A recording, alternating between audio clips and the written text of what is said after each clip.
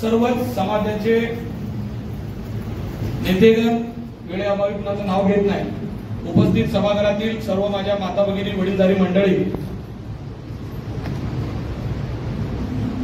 पूर्वीच्या काळामध्ये लग्न ही कधीही समस्या नव्हती, पण आज बघितलं असेल तर मोठी समस्या समाजाची होऊन बसली आहे का काय अशी परिस्थिती आपल्या समोर येत आहे। गेल्या 15-20 वर्षापासून या गोष्टीची झळ आपल्याला जाणवा लागली आणि त्याच गोष्टीवर मराठा सेवा संघाच्या माध्यमातून काम सुरू झालं। पूर्वी लग्न कशी जमायची, कोण जमवायचं, कुठलेही सोशल मीडिया नसताना अतिशय सहज पद्धतीनं कुठलाही हट्ट न करता असं स्थळ पाहिजे पण लग्न जमून जायचे आणि जमलेली लग्न टिकायची सुद्धा। आज परिस्थिती अशी आहे की एक तर लग्न जमत नाही, लग्न जमवण्याकरता काही कमर्शियल संस्थांकडे जायचं, त्यांना पैसे द्यायचं, स्थळ चांगलं दाखवा म्हणायचं आणि काही लोक एजंटगिरी करण्यामध्ये हे स्थळ किती चांगलं आहे, या स्थळामध्ये किती पगार आहे किंवा ह्या सगळ्या गोष्टी बघायच्या आणि लग्न करून घेतलं तर ते केलेलं लग्न किती दिवस टिकल हा एक मोठा समाजासमोरचा मोठा प्रश्न आहे। तुम्ही बघितलं असेल पूर्वी आपल्या काळामध्ये आपले डिवोर्सचे प्रश्न प्रकरण किंवा हे खरी वस्तुस्थिती बोलावं लागलं, कोणाला गैरसमज नसावा, किती कमी प्रमाणात आपल्यामध्ये बघायला मिळायचे, पण आज तुम्ही बघताय की किती मोठ्या प्रमाणामध्ये या सगळ्या समस्या आपल्या डोळ्यासमोर रोज आपल्या घरात दिसत आहेत, आपल्या आजूबाजूला दिसत आहेत आणि ह्याला कुणीही रोखू शकत नाही। याचं कारण काय व्हायला लागलंय, कशामुळे या सगळ्या गोष्टी घडतायत, तर मला असं वाटतंय की मुलांनी मुलींकडनं केलेली जास्तीची अपेक्षा, मुलींनी मुलांकडनं केलेली जास्तीची अपेक्षा आणि हे कुणाचं तर सोशल मीडियावरचं बघून एकमेकाच्या स्पर्धा, त्याला असं स्थळ मिळालंय, त्यांचा जावई असा आहे तर आमचाही जावई असा असला पाहिजे, या सगळ्या गोष्टी। पण मी आवर्जून सांगतो, इथं मंचावर बसलेली सगळी मंडळी ह्यांच्या सर्वांची लग्न झाले, सगळ्यांचे व्यवसाय आहेत, पण ज्या वेळेस त्यांची सगळ्यांची लग्न झाली असतील त्यावेळेस त्यांच्या काय परिस्थिती होत्या। आज प्रशांत पाटील साहेब असतील, नानासाहेब काळे असतील, आमचे दत्ता मामा असतील, दत्ता मामांचं जर मी उदाहरण देतो, मामा वारंवार सांगतात की मी 2-3 हजारावर काम करायचो, असं असताना सुद्धा मामांना मामी मिळाली नाही, पण आज त्या दोघांनी सुखी संसार करून मामांनी मुलीला डॉक्टर आणि एका मुलीला इंजिनियर करण्याचं काम केलं। हे कशामुळे घडलं, त्यावेळेस त्यांनी समजून घेतलं। आज इथं बसलेले सगळे पण नानासाहेब काळेंचं जेव्हा लग्न झालं असेल कदाचित त्यावेळेस ते नगरसेवक नसतील, काही नसतील राजकीय, पण त्यावेळेस झालं, पण ते आज त्यांचा मुलगा बाहेर देशात शिकाला, ते त्यावेळेस जर अशा एवढ्या मोठ्या अपेक्षा केल्या असत्या तर मला तर वाटतं माझं लग्न झालं नसतं। अशी परिस्थिती आहे, कारण कुठलेही काय ह्याचा वारसा नाही आहे किंवा कुठेही मोठ्याचं पोरगा आहे, श्रीमंताचं पोरगा असं काय नसताना सुद्धा लग्न झालं, पण लग्न होऊन सुद्धा आज एक चांगला संसार करू शकतोय। सेवा संघात आल्यानंतर काय फायदा झाला आणि लग्नाच्या बाबतीत आपण काय चुकीच्या गोष्टी करतोय, एक महत्वाची गोष्ट आहे, दिखाव्यासाठी मोठी लग्न करणं ही एक समाजाची मोठी अवघड परिस्थिती आहे।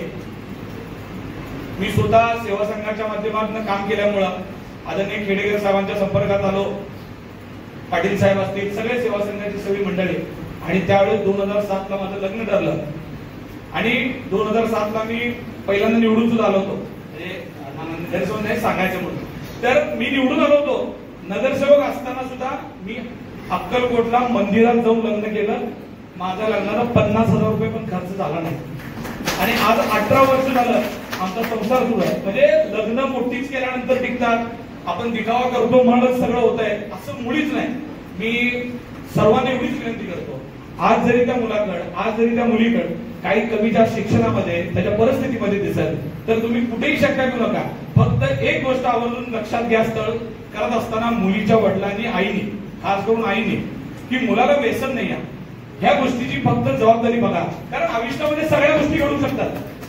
राजाचा कधी रंग होईल आणि सर्वसामान्य माणूस किती मोठा होईल हे तुमच्या हातात नाही आहे। त्या पोराला जर व्यसन नसेल, त्या पोरामध्ये कर्तृत्व असेल तर नक्की येणाऱ्या काळामध्ये ते त्याचा संसार चांगला करणार आहे आणि स्वतःच्या पायावर उभं राहणार आहे। ही गोष्ट खऱ्या अर्थानं पालकांनी बघणं गरजेचं आहे आणि मुलींना सुद्धा मी माझ्या भगिनींना एवढीच अपेक्षा करतो, त्यांना विनंती करतो की संसार एका दिवसात बायोडाटा बघून होत नसतो।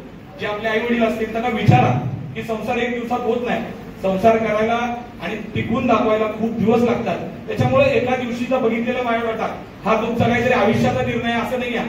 ते केलेला निर्णय कसा योग्य ठरवणार आहे ही तुमच्या हातात आहे.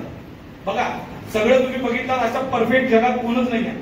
एखादी उजवी बाजू असणार आहे तर एखादी डावी बाजू असणार आहे. एखादा मुलगा खूप शिकलाय तर दिसायला सावळा असणार आहे. पण मुलींना दिसायला पण चांगला पाहिजे, शिक्षण पण चांगलं पाहिजे आणि आता परत पगार पाहिजे. आणि पगारीवाल्याला असलं तर अजून नाना असे विचारतात शेती आहे आणि शेतकऱ्याला मुलगी देतात का? तर शेतकऱ्याला मुलगी देणार नाही पण नोकरदाराला शेती पाहिजे. म्हणजे ही कुठला प्रकार? घरात शेती आहे का विचारायचं आणि शेतकरी काम करते शेतात बोलायचं मुलगी देत नाही म्हणायचं. मग शेती आहे विचारत कसं आहे? शेती विचारली तर शेतकऱ्याला मुलगी दिली पाहिजे. गरजेचं आहे. मी सर्वांना विनंती करतो की ह्या सगळ्यामध्ये आपण आपल्या पालकांची योग्य वयामध्ये लग्न करणं, कारण योग्य वयात लग्न झाली तर त्यांच्या आयुष्यावर खूप मोठे परिणाम पुढच्या आयुष्यामध्ये होतात. उशिरा लग्न झाल्यानंतर सुद्धा वेगळे परिणाम, चुकीचे परिणाम सुद्धा त्यांना भोगावे लागतात. म्हणून योग्य वर भेटण्यापेक्षा मिळालेल्या योग्य वराला वधूला योग्य समजून संसार करावा आणि अशा पद्धतीने करावं काम. मी सर्वांना आता तुम्ही माऊली पवारांनी सांगितलं जरंगे पाटलांना आपण पाठिंबा दिला. खऱ्या अर्थानं जरंगे पाटलांचं आंदोलन अजून एकदा सुरू झालेलं आहे. आपल्याला ज्या पद्धतीनं त्या आंदोलनाला ताकद देता येईल, वेळ प्रसंगी रस्त्यावर उतरायची वेळ आली तर समाज म्हणून आज ज्या पद्धतीनं आपण आई वडील असतील हे सगळे एका चिंतेसाठी आलोय की माझ्या मुलीचं लग्न होईल आहे, मुलाचं लग्न होईल आहे. पण समाज म्हणून सुद्धा हे लोकांनी म्हणजे लग्न घडल्यानंतर सुद्धा समाजाच्या प्रत्येक कार्यामध्ये आपल्या सगळ्यांचा सहभाग मी अपेक्षित समजतो. अतिशय चांगला कार्यक्रम गेली कित्येक वर्ष सातत्यानं सगळे सेवा संघाचे सर्व आमचे पदाधिकारी घेत आहेत.